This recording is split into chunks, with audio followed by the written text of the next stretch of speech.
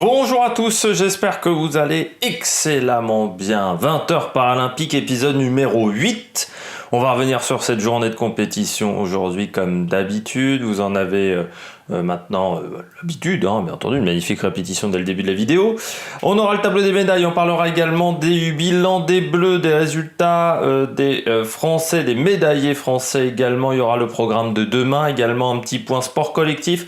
J'essaierai même de vous donner les résultats des épreuves du jour en sport collectif, des résultats de cette journée, parce qu'on va attaquer très rapidement les phases à élimination directe là, dans toutes les disciplines des sports collectifs. On va commencer tout de suite par le tableau des médailles. Enfin, avant de commencer par le tableau des médailles, n'hésitez pas à vous abonner à la chaîne, n'hésitez pas à réagir dans les commentaires, à partager la vidéo si vous pensez qu'elle peut intéresser votre entourage, n'hésitez pas à mettre un pouce bleu, n'hésitez pas également à réagir dans les commentaires, ça j'ai dit, à vous abonner. Quand vous abonnez, vous pouvez également mettre la petite cloche, comme ça vous êtes au courant des dernières vidéos qui sortent sur la chaîne.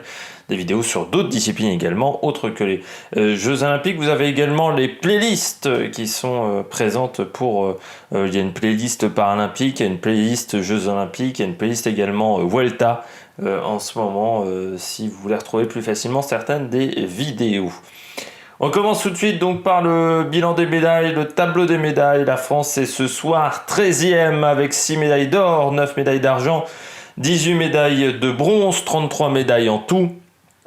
2 titres aujourd'hui supplémentaires et 3 médailles de bronze, qui fait donc 5 médailles en tout pour cette journée. J'ai oublié, 2 médailles de bronze, pardon. J'ai fait une bêtise, il y a une médaille d'argent aussi. Voilà, j'ai dit une petite bêtise, et donc 2 titres aujourd'hui en cyclisme. Ça a été une belle journée, une très très belle journée pour le paralympisme français encore, et surtout des titres. Ce qui est important encore une fois, c'est ce qui nous manque un petit peu pour remonter au niveau du classement des médailles. Et je rappelle qu'avec 33 médailles, nous ne sommes plus qu'à 12 médailles du score de Londres. Je rappelle que Londres c'était 45 médailles et que le bilan, le nombre de médailles que nous voulions ramener de cette compétition, c'était 35. Donc voilà, on est vraiment totalement dans les clous pour être au niveau des 45 de Londres. Je rappelle que nous sommes mardi soir, alors demain nous serons mercredi, et donc il nous restera encore jusqu'à samedi, parce que dimanche sera une journée un peu plus calme, et puis c'est souvent les sports collectifs le dimanche, et on aura peu de Français je pense en compétition dimanche, mais voilà, samedi il y aura encore de quoi faire. On commence par faire un petit récapitulatif des nations qui sont dans le top 10. Je rappelle que la Chine est toujours en tête, 130 médailles dont 60 titres. Je pense que ça va être difficile à aller chercher devant la Grande-Bretagne, 80 médailles en tout et 29 titres, qui a perdu un petit peu d'avance sur les Russes. 73 médailles au total et 25 titres devant les États-Unis, 63 médailles au total et 24 titres, qui sont 4e. On retrouve ensuite l'Ukraine avec 66 médailles, donc 15 titres, qui prend un petit avantage par rapport au Brésil et aux Pays-Bas, qui eux sont à 14 titres, 42 médailles pour le Brésil, 32 pour les Pays-Bas.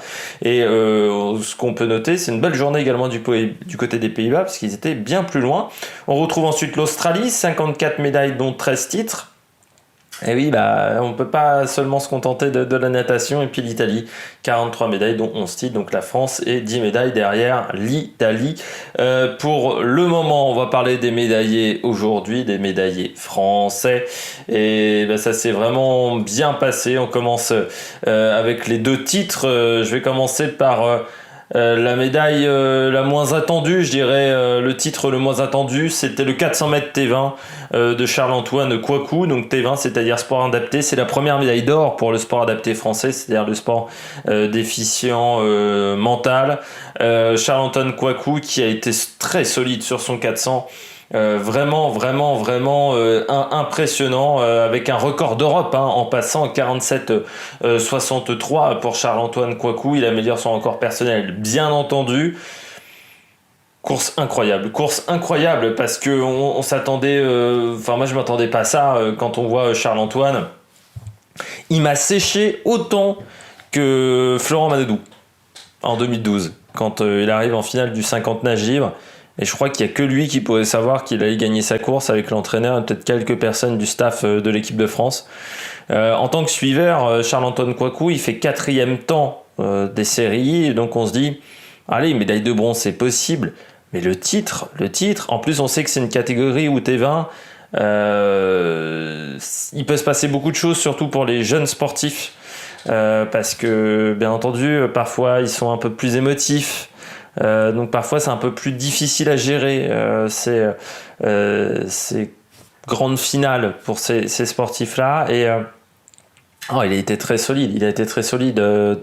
Magnifique 400 mètres, ça, le 400 mètres, faut en garder dans la dernière ligne droite. Lui, il a gagné sa course sur la dernière ligne droite, c'est-à-dire que il a très très bien géré sa course, et puis dans la dernière ligne droite, il était vraiment très solide. Chapeau monsieur, et magnifique médaille. Et puis j'ai bien aimé son interview à la fin de la course, où voilà, il disait moi j'ai bossé à l'entraînement et voilà, ça a payé. Moi j'ai bien aimé ce qu'il a dit, Charles-Antoine Kouakou, et vraiment belle médaille d'or. Et oui, il m'a séché, comme Romain Canon aussi, en escrime cette année. C'est des mecs qu'on n'attend pas vraiment non plus dans la délégation, et puis il claque une super médaille, donc chapeau monsieur. Je continue avec la deuxième médaille d'or, un peu plus attendue peut-être, cette médaille d'or d'Alexandre Lioveras et François Pervis, le guide. Voilà, médaille d'or, pas François Pervis, pardon, Corentin Armenaud, dans cette épreuve-là. Chapeau, parce qu'il a été... ils étaient un peu attendus quand même. Les Néerlandais ont très très bien fini. C'était quand même un parcours de 32 km. Et Terschur a très très bien fini. Et eux avaient 24 secondes d'avance, 24 ou 26, je sais plus, à 8 km de l'arrivée. Et à la fin, il y a 6 secondes. Ils ont fini très très fort, les Néerlandais. Et puis... c'est une belle médaille aussi pour Alexandre Lioveras, et encore une fois, j'espère que ça va donner envie à beaucoup de cyclistes de devenir guides, ou même dans d'autres disciplines, que ça soit en athlétisme. On a besoin de guides en France aujourd'hui, et quand on voit ce que fait la joie qu'avait Corentin Armenaud à l'arrivée, c'était une joie de mec qui a gagné les Jeux Olympiques, tout simplement. Et il faut qu'on ait beaucoup plus de guides. Ça sera une priorité, je pense, dans les années à venir. Mais chapeau tout simplement à cette paire, parce que c'est pas simple le tandem, faut être très synchronisé, faut pas qu'il y en ait un qui tire l'autre, faut pas qu'il y en ait un qui mette en sur-régime l'autre, donc c'est vraiment pas facile pour le guide et pour l'athlète. Il faut vraiment coordonner, synchroniser.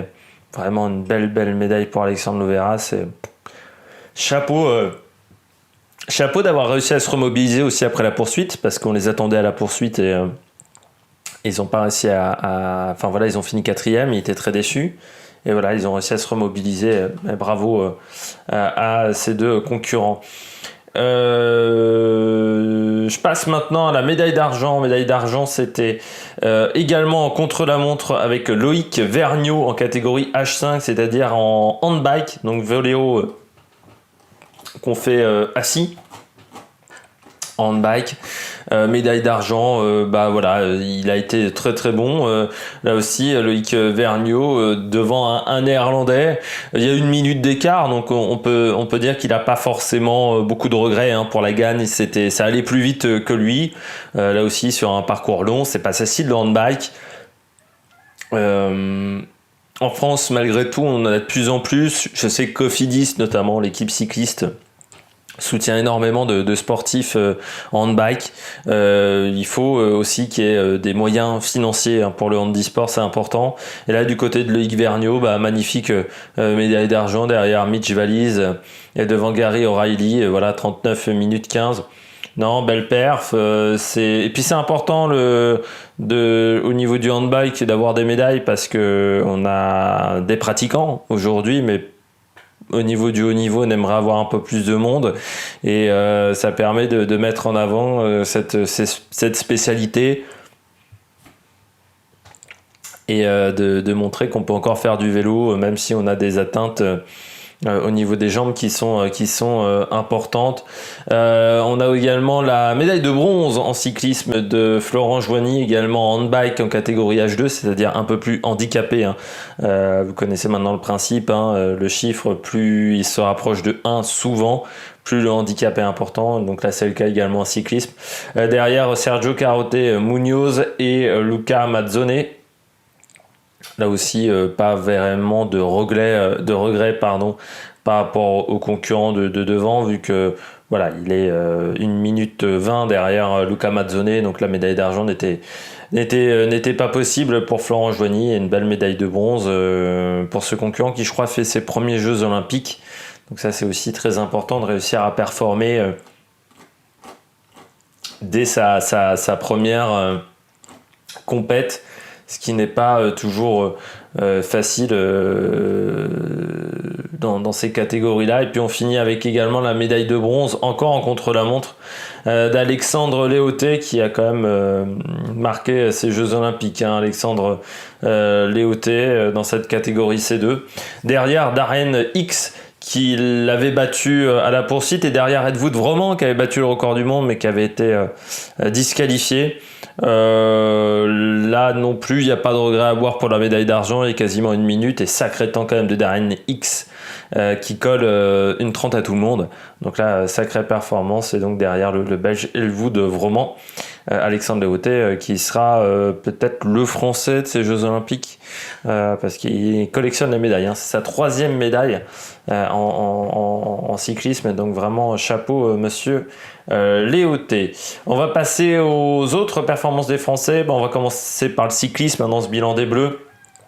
Il y avait un Français en catégorie H3, c'était Riyad Tarsim, qui a fini lui 10e de cette compétition.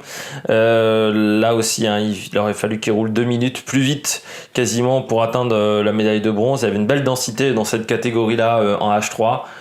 Voilà, donc Riyad Tarsim qui finit 10e. Il y avait également que je dise pas d'erreur, un Français, deux Français en catégorie C5. Il y avait Dorian Foulon qui a crevé, qui n'a pas pu finir son contre-la-montre, et puis Kevin Lecumf qui a fini 5e, un peu déçu. Kevin Lecumf, c'est vrai, qui s'attendait, je pense, à mieux dans cette catégorie-là, C5. Là, il y aura quelques regrets parce que la médaille de bronze, c'était 15 secondes devant. Donc, c'est vraiment pas grand-chose, hein, pour Kevin Lecumf qui échoue d'un rien. Il y avait également Raphaël Beaugilet et François Pervis dans le contre-la-montre. Eux, ils ont fini 9e et dernier dans la catégorie tandem. C'est pas simple, hein, pour François Pervis. Le chrono, c'est un peu plus long que seulement le kilomètre. Voilà, ils ont fini en 1h01 23-32 minutes, c'est-à-dire à 20 minutes, hein, derrière Alexandre Loveras. Donc voilà, l'épreuve a été compliquée pour la paire française. Il y avait également du contre-la-montre chez les filles, en catégorie C1, C3. La française Élise Marc qui finit 12e. 29-32-92 sur le parcours, 3 minutes, hein, derrière la médaille de bronze. Donc là, il n'y a pas non plus de regret. 12e sur 15. En catégorie C4, Catel Alençon, elle finit 5e sur 6. Elles étaient 8 au départ, mais 2 n'ont pas fini. Dans la catégorie C4, là aussi, il n'y a pas de 3 minutes derrière la médaille de bronze. Il n'y a pas vraiment de regret à avoir. Et pareil pour Marie Patouillet en catégorie C5, 3 minutes derrière la médaille de bronze. Donc là, pas non plus de regret à avoir pour Marie Patouillet. Il y aura encore l'épreuve sur route, je rappelle, en cyclisme. Il y avait également un Français en athlétisme ce matin. C'était Julien Casoli qui était en finale du 1500 mètres. Il a fini en catégorie T54, il a fini 7e, son record personnel avec la 7e place, mais ça n'a pas suffi à battre Marcel Hugues, recordman du monde désormais de la catégorie de 49-55, devant Varoram et Kongrat, les deux Thaïlandais. Il finit quand même devant David Wire qui a fini 10e, donc ça crée perf quand même de Julien Casoli. Il y avait également du saut en longueur homme, catégorie T47, avec Arnaud Assoumani, qui a mordu 3 ou 4 essais, 4 essais je crois, qu'il ne fait que 6,89 m. Assez loin de ce qu'il est capable de faire. Normalement, c'est en season best. Mais voilà, il finit quand même à 40 cm de la médaille de bronze. Donc, un peu déçu pour Arnaud Assoumani qui voulait aller chercher une nouvelle médaille aux Jeux Olympiques. En tennis fauteuil, la paire Stéphane Houdet, Nicolas Pfeiffer ira en finale face à une paire britannique. Ils ont gagné face à une paire néerlandaise de Tom Egberich et Michael Schaeffer 6-2, 6-4. Donc vraiment très très beau match.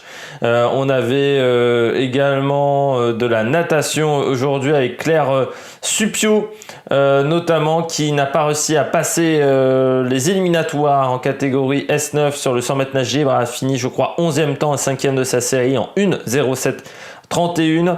Florent Marais, lui, a réussi à aller en finale en catégorie S10 sur 100 mètres pavillon et finit 4e à 2/10 de la médaille de bronze, mais en battant son record personnel de 1 seconde. Donc ça permet de faire passer un peu mieux la pilule quand même quand on bat son record personnel. On avait également du tennis de table aujourd'hui avec le début des épreuves par équipe.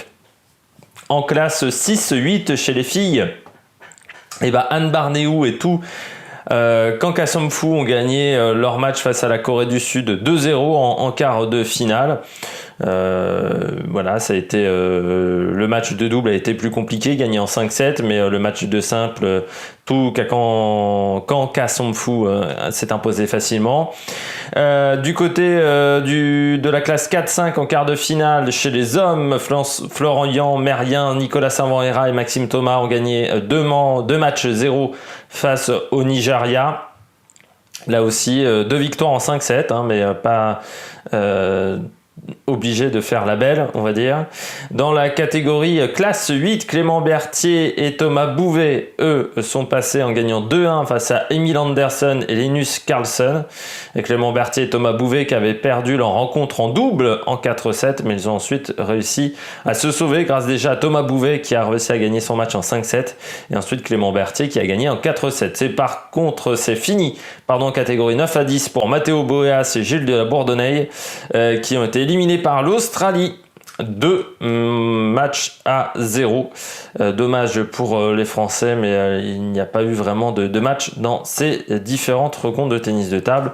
Je termine avec le foot à 5 pour les Français. Défaite face au Brésil 4-0. Ça a été compliqué, ces rencontres de foot à 5 pour l'équipe de France qui affrontera la Thaïlande qui a fini dernière de l'autre groupe lors des matchs de classement.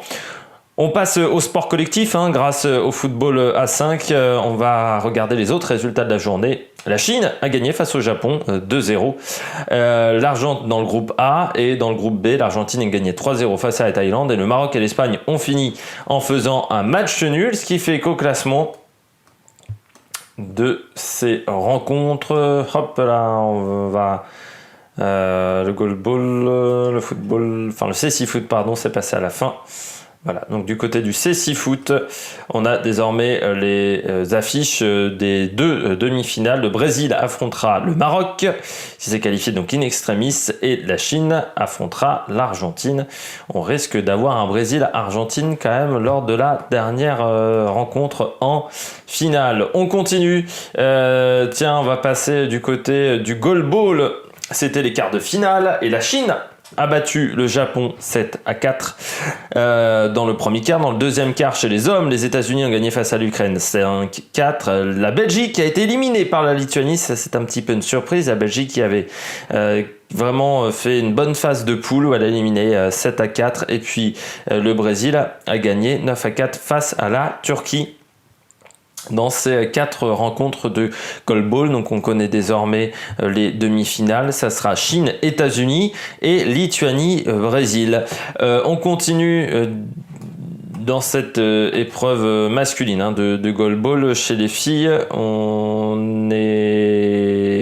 disputera les quarts de finale avec Chine, Brésil demain, États-Unis, République de Russie, Turquie, Australie et Israël, Japon. Voilà les 4 matchs du côté des filles. On continue dans les sports collectifs après le goalball. On va aller du côté du foot à 5, du côté du basket plutôt. Et du côté du basket, c'était les quarts de finale également chez les filles. Et les États-Unis ont gagné face au Canada 63-48, l'Allemagne a battu l'Espagne 57-33, la Chine a battu la Grande-Bretagne 47-33 et pour le moment les Pays-Bas jouent face au Japon en sachant qu'il y a eu un match également pour se déterminer qui serait dernier et qui serait avant-dernier. C'est l'Algérie qui a perdu face à l'Australie 71-32 dans ces rencontres. Donc l'Allemagne, on attend encore le résultat de Pays-Bas-Japon, mais on peut déjà vous donner l'affiche de l'une des demi-finales, ça sera États-Unis-Chine. Et du côté des garçons, je peux vous donner les affiches des quarts de finale du côté des garçons. On aura donc Espagne-Allemagne, États-Unis-Turquie, Japon-Australie et Grande-Bretagne Canada. Tout ça se jouera demain. Et puis je termine avec le volleyball assis. Du côté du volleyball assis, c'était les derniers matchs préliminaires de la phase de poule.